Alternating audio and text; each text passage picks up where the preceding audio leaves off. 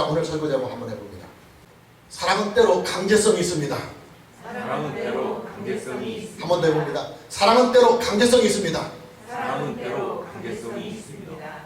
오늘은 3주간에 걸쳐 절기 설교를 했던 일들에 대하여 오늘은 마무리를 하려고 합니다. 본문 말씀을 보면 속죄일이 나옵니다. 본문 27절과 28절 말씀을 보면 일곱째 달 여름날은 속죄일이니 너희는 성회를 열고 스스로 괴롭게 하며 여호와께 화제를 드리고 이 날에는 어떤 일도 하지 말 것은 너희를 위하여 너희 하나님 여호와 앞에 속죄할 속죄일이 되민이라 그랬습니다. 이스라엘의 신앙 권력으로 매년 7월 10일이 되면 이스라엘 공동체는 모두 다 의무적으로 하나님께 속죄를 해야 합니다. 성회를 열고 스스로 괴롭게 하고 여호와께 화제를 드리고 속죄의 하루를 꼬박 안식하면서 아무 일도 해서는 안 됩니다. 만일에 이스라엘 공동체가 다 참여하는 이 속죄의 일에 이탈하는 사람이 있다고 한다면 하나님의 언약의 공동체에서 추방을 당해야 했습니다. 본문 29절 말씀을 보면 이 날에 스스로 괴롭게 하지 아니한 자는 그 백성 중에서 끊어질 것이니라. 또 본문 30절을 보면 이 날에 누구든지 어떤 일이라도 하는 자는 내가 그의 백성 중에서 멸절시키리니 그랬습니다. 본문 29절 말씀을 보면 그 백성 중에서 끊어질 것이라는 말씀이 나옵니다. 그리고 다시 본문 30절 말씀에서는 내가 그의 백성 중에서 멸절시키리라는 말씀이 나와요. 문자적으로 보면 죽임을 당하는 것으로 보여집니다. 그것도 아주 단호히 말입니다. 그러나 이 말씀을 해석하는 성경학자들은 죽인다는 해석보다는 이스라엘 공동체에서 추방을 당하거나 하나님의 언약에서 끊어진다는 뜻으로 해석을 합니다. 물론 죽인다는 해석도 배제할 수는 없습니다. 그만큼 속죄를 지킨다고 하는 일은 하나님의 언약의 백성들에게는 아주 중요하다는 말입니다. 도대체 속죄일이 무엇이기에 하나님은 이토록 속죄일에 무게감을 주시느냐 하는 이 문제를 오늘 저와 여러분은 함께 풀어가야만 합니다. 속죄일은 구약시대에 나타난 하나님의 구속사의 결정판입니다. 여러분 신구약 성경을 통틀어서요, 하나님의 구속사의 결정적인 사건이 무엇입니까? 당연히 예수 그리스도의 십자가 사건입니다. 예수님의 십자가 사건은 하나님의 구속사의 중심의 축입니다. 주변에서 보면 어떤 사람들은 예수님의 십자가 사건보다도 예수님의 부활의 사건에 더 비중을 두는 사람들이 있어요. 그들의 논리를 보면 예수님의 우리의 죄를 대신하여 죽으셨다고 할지라도 만일 부활이 없다고 한다면 예수님의 죽음은 그냥 죽음의 사건으로만 끝나기 때문에 예수님의 죽음의 사건보다도 예수님의 부활의 사건이 구속사적으로 볼 때 비중이 더 크다 하는 그 논리를 내세우고 있습니다. 그러나 그런 논리는 결과만을 가지고 내리는 평가의 방법입니다.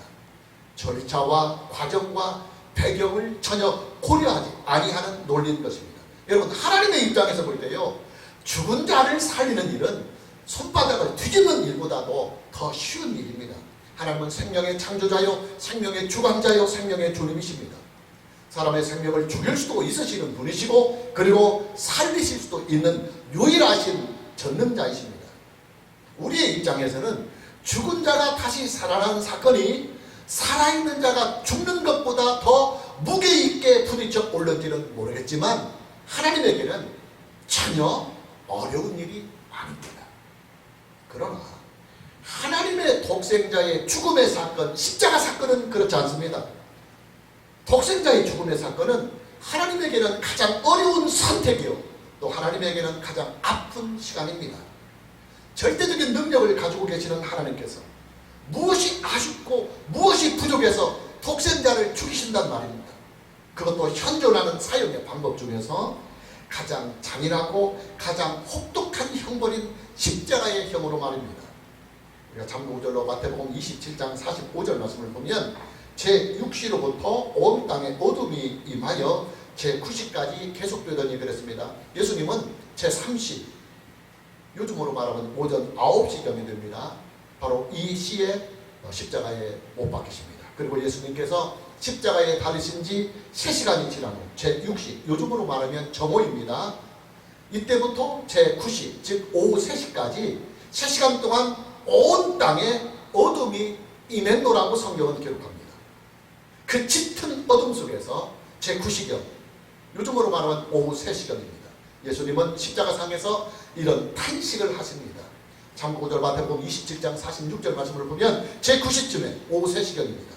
예수께서 크게 소리질러 이르시되 엘리 엘리 라마 사박다니 하시니 이는 곧 나의 하나님 어찌하여 나를 버리셨나이까 하는 뜻이라고 했습니다. 여러분, 예수님의 이 탄식은요, 십자가상에서 숨이 끊어지기 일부 직전에 예수님께서 하신 탄식입니다. 때는 제9시, 요즘으로 말하면 오후 3시경입니다. 해가 중천에 떠있는 대낮이지만 온 땅에 어둠이 짙게 임하는 그 캄캄한 공간에서 예수님은 잠시 동안이지만 아주 깊은 외로움을 느끼십니다.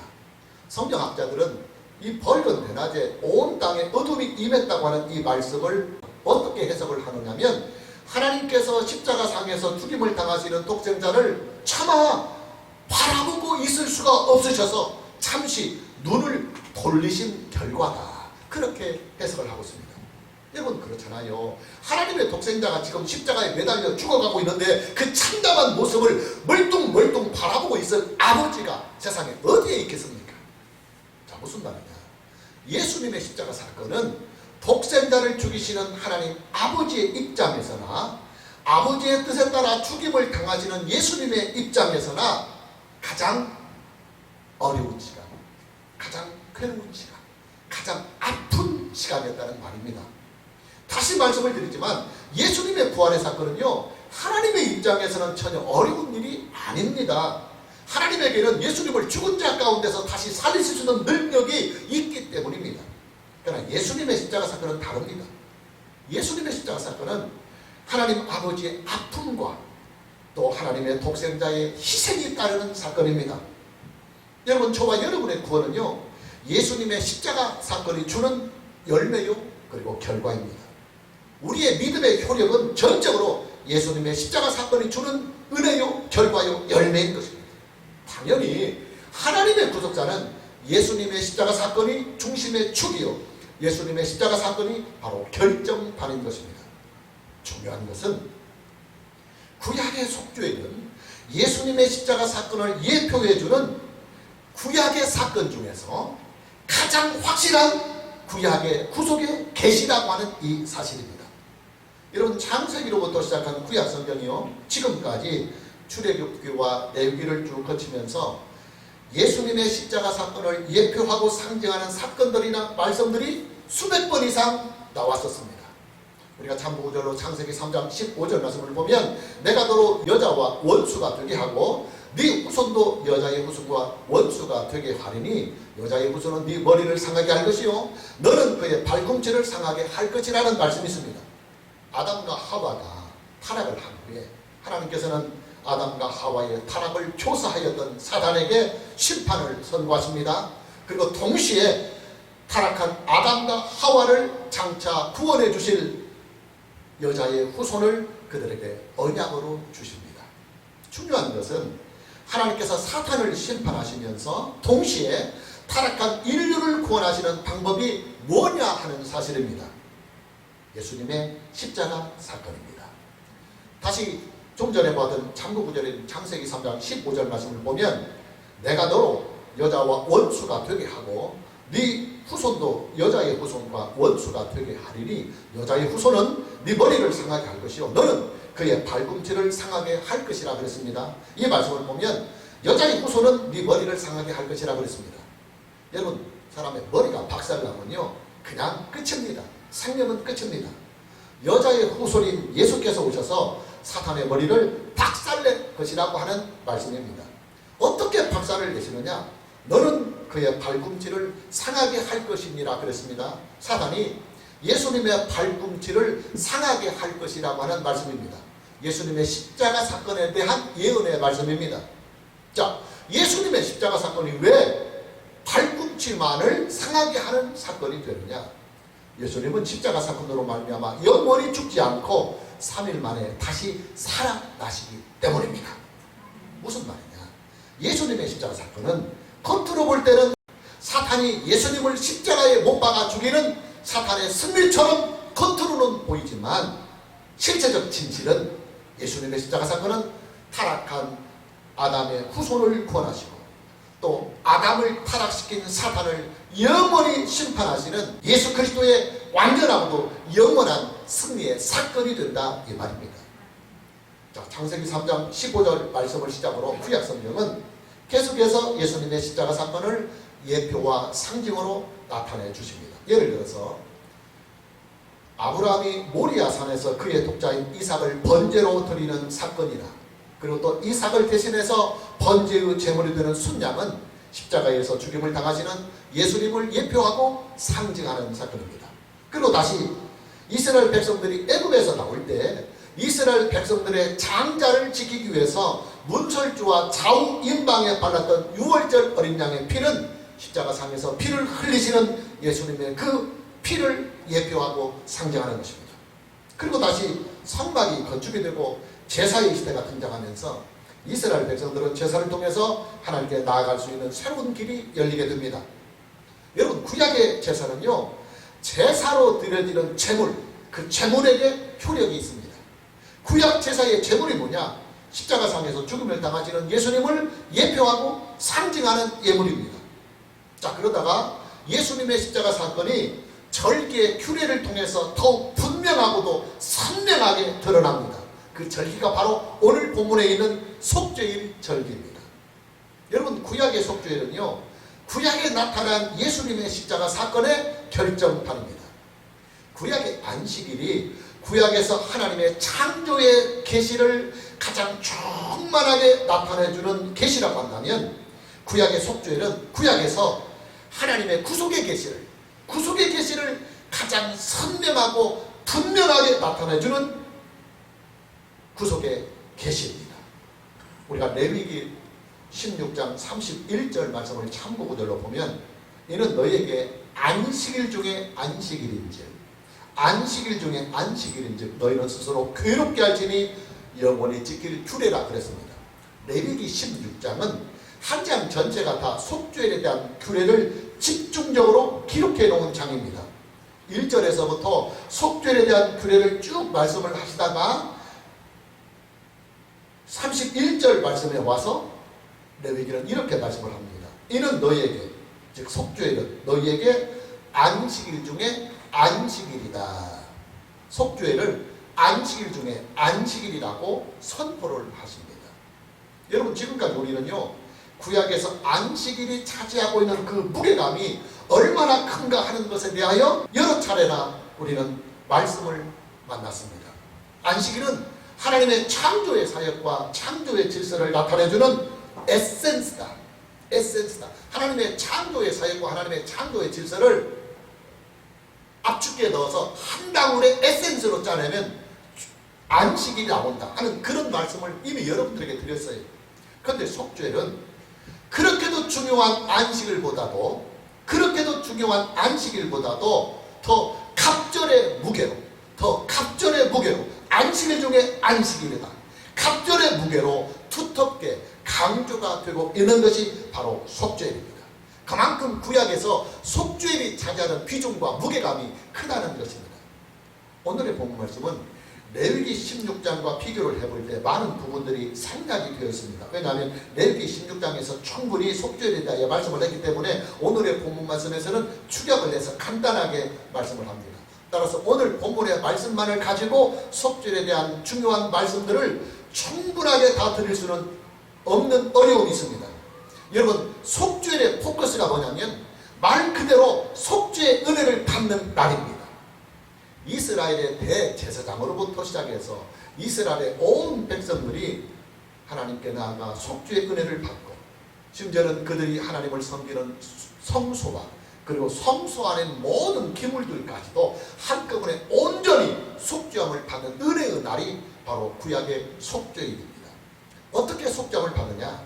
이스라엘을 대표하는 대제사장이 자기 자신과 백성들을 속죄할 속죄의 제물을 잡고 그 속죄의 제물의 피를 가지고 지성소에 들어가서 그 피를 하나님께 드림으로 속죄함을 받습니다.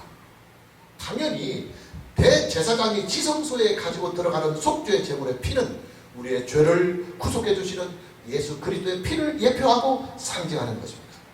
그리고 속죄의 피를 가지고 지성소에 들어가는 대제사장은 지금 하나님의 우편에서 우리를 중보하고 계시는 예수 그리스도를 예표하고 상징하는 것입니다.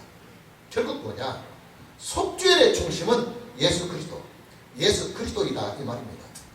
그리고 구약의 속죄이 구약시대에 나타난 모든 하나님의 구속의 계시의 결정판이라고 한다면 구약시대에 존재했던 하나님의 구속자의 중심의 축이 예수 그리스도이다 하는 결론이 나오는 것입니다.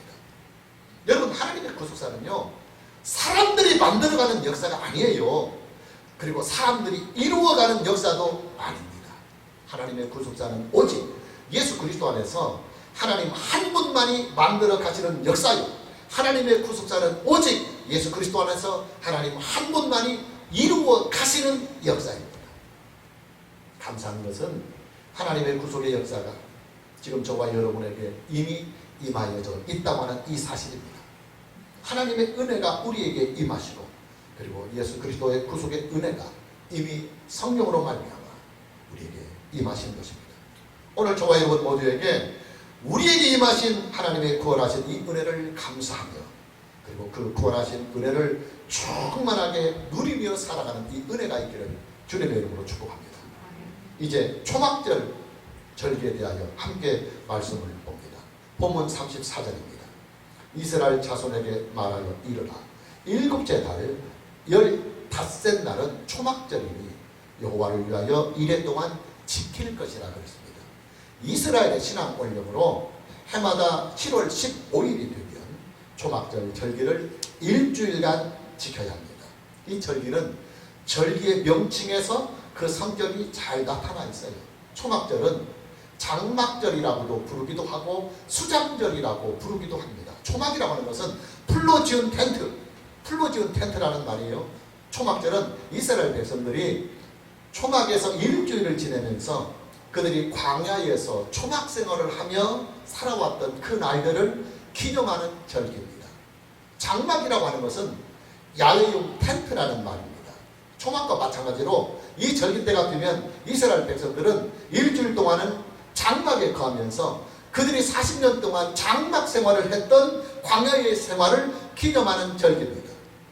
수장이라고 하는 것은 창고에 곡식을 저장한다 이런 뜻이에요. 수장. 이 절기는 한 해의 농사를 다 짓고 나서 수확을 다 한 후에 한 해 동안 베풀어 주신 하나님의 그 은혜를 하나님께 감사하며 드리는 절기가 바로 수장절입니다.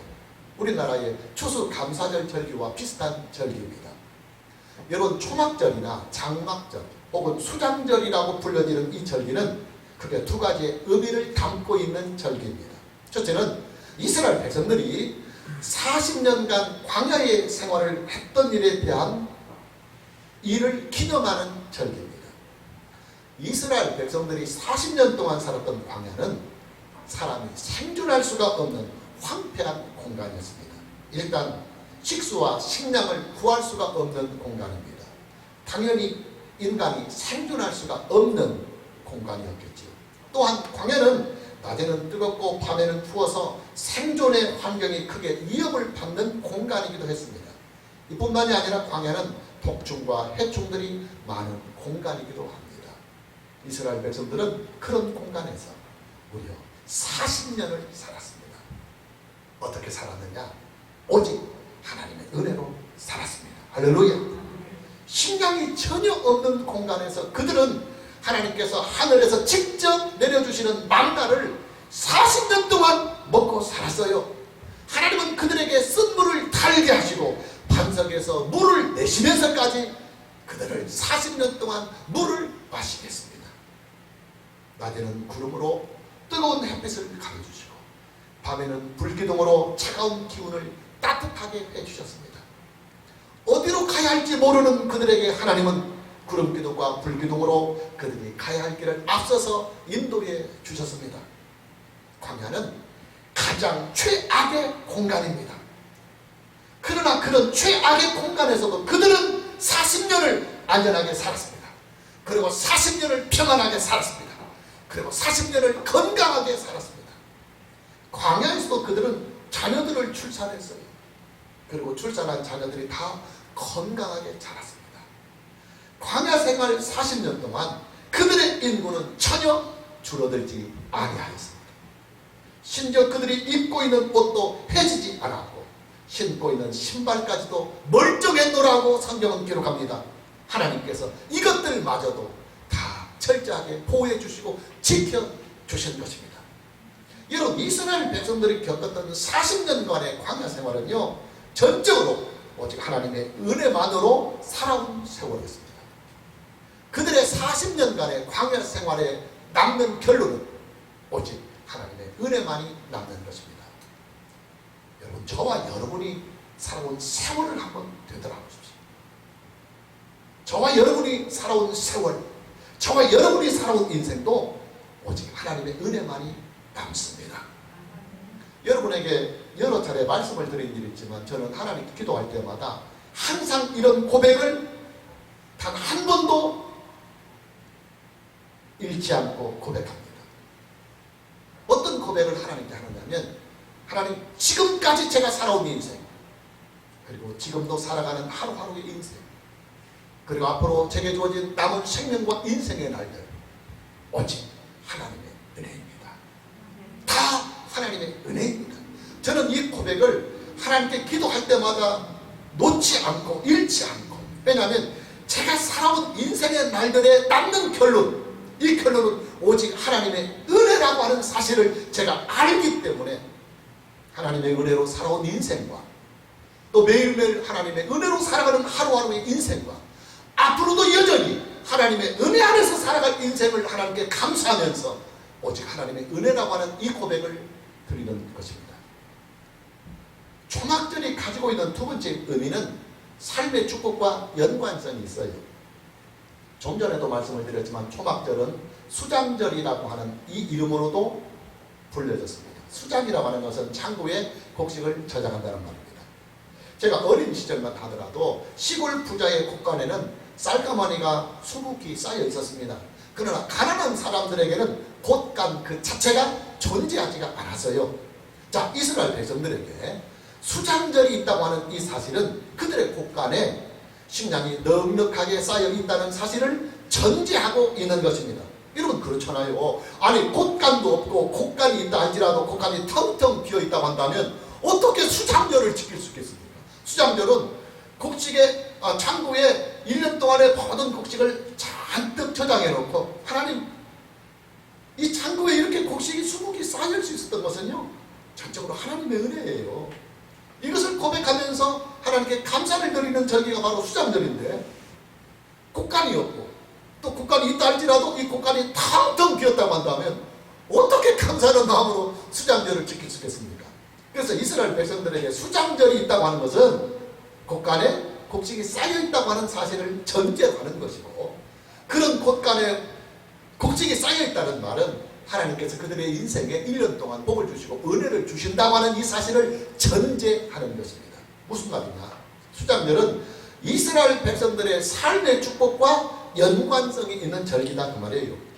하나님의 은혜와 복 주심으로 말미암아 한 해의 모든 농사일을 마무리를 다 한 후에 곳간에 수북히 쌓여있는 식량들을 바라보면서 하나님, 이 모든 것은 다 오직 하나님의 은혜요 하나님의 복주심의 결과입니다 하면서 하나님께 감사를 드리는 절기가 바로 수장절 혹은 초막절 혹은 장막절이다, 그 말이에요.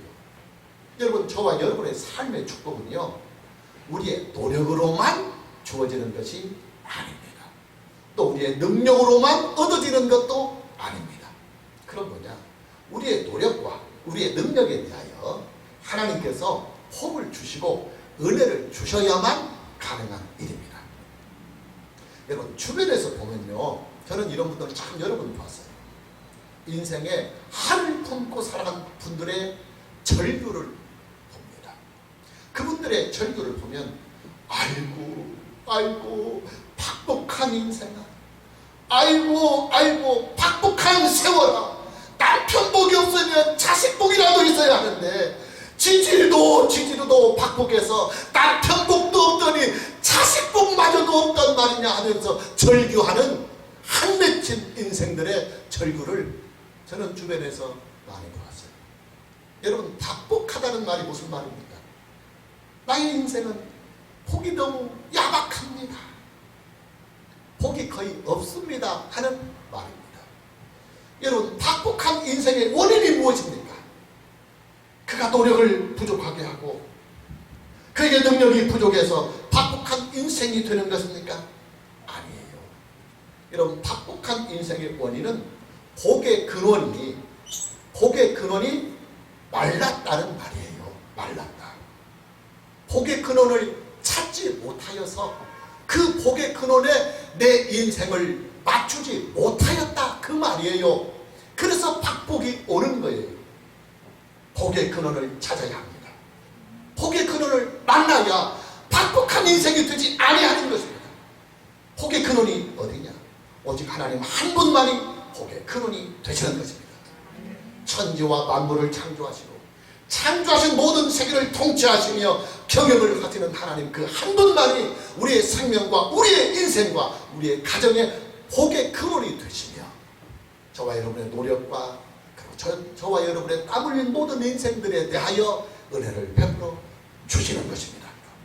결국 뭐냐? 박복하다는 말은 하나님과의 관계가 불편하다 그 말이에요. 박복하다는 말은 그가 복의 근원이신 하나님과의 관계에 뭔가 문제가 있다 그런 말이에요. 하나님과의 관계를 어떻게 회복하느냐? 오직 예수 그리스도를 믿음으로 말미암아 회복이 되는 것입니다. 예수 그리스도는 하나님과 나와의 관계를 화목케 하시는 유일하고도 참되신 중보자요 화해자가 되시기 때문입니다. 결국 뭐냐? 초막절이나 장막절, 수장절은 우리의 인생과 우리의 삶의 축복은 은혜의 주이시며 복의 근원이신 하나님 한 분에게서만 나온다 하는 것을 우리에게 교육해 주시고 알려주시는 절기다 그 말입니다. 마무리합니다. 절기라고 하는 것은 강제 규정입니다. 의무 규정입니다. 우리가 선택할 문제가 아니요. 하나님의 자녀들에게는 의무요. 강제성만 있습니다. 그래서 이 절기를 지키지 않으면 징계가 임해요. 그래서 강제성이라고 하는 것입니다. 여러분, 강제성과 의무성이 있다고 하는 이 말은 자칫하면 우리에게 무거운 멍해라고 우리가 느껴질 수가 있는 부분입니다. 자, 그런데 왜 사랑의 하나님께서 하나님의 자녀들에게 이렇게 절기를 지키도록 강제성과 의무성을 가지는 절기를 지키도록 우리에게 명령을 하시느냐 하는 이 문제에 대하여 오늘 우리는 해답을 내려야 합니다. 제가 얻은 결론이 뭐냐? 영양실조가 걸려서 다 죽어가는 사람에게 강제로라도 링거 주사를 맞춰서 그를 살리려고 하시는 선한 의사의 진료 행위와 비슷한 성격입니다. 박전사님 죄송합니다. 우리 박전사님 얼마 전에 머리를 조금 일하시다가 다쳐가지고 병원에 가서 치료를 이렇게 받는데 본인은 괜찮다고 링거 주사를 안 맞으려고 그래요. 그런데 모든 사람들이 어머니도 간곡히 제가 2번이나 박전사님 어머니 전화해서 우리 아들 링거 주사 좀 맞춰주세요. 일주일 동안 밥을 먹지 못하여서 그냥 아픈 게 밥맛이 없잖아요. 먹으면 그리고 자꾸 토해지니까 머리를 다치면 이게 구토 현상이 좀 나거든요. 그러니까 일주일 동안 밥 먹어서 바짝 말려고 뭐 힘이 없는데 링거 주사라도 맞춰야 할 것 아닙니까? 근데 본인은 안 맞으려고 하는 거예요. 그러면 어머니는 주변에 살아가는 사람들은 묶어서라도 강제적으로라도 링거 주사를 맞춰야 하는 거예요. 이것이 선한 의사의 행위요. 그리고 선한 친구요. 선한 어머니의 행위요. 선한 사랑의 행위인 것입니다. 여러분, 하나님은요, 철없는 우리가 하나님의 은혜와 복을 누릴 수 있는 충분한 길이 있음에도 불구하고 우리가 그것을 누리지 못할 때 하나님은 강제적으로라도 우리에게 절기를 지키게 하고 주의를 지키게 하고 하나님의 말씀을 순종케 하여서 강제적으로라도 우리에게 사랑을 주시고 은혜를 주시고 복을 주시는 거예요.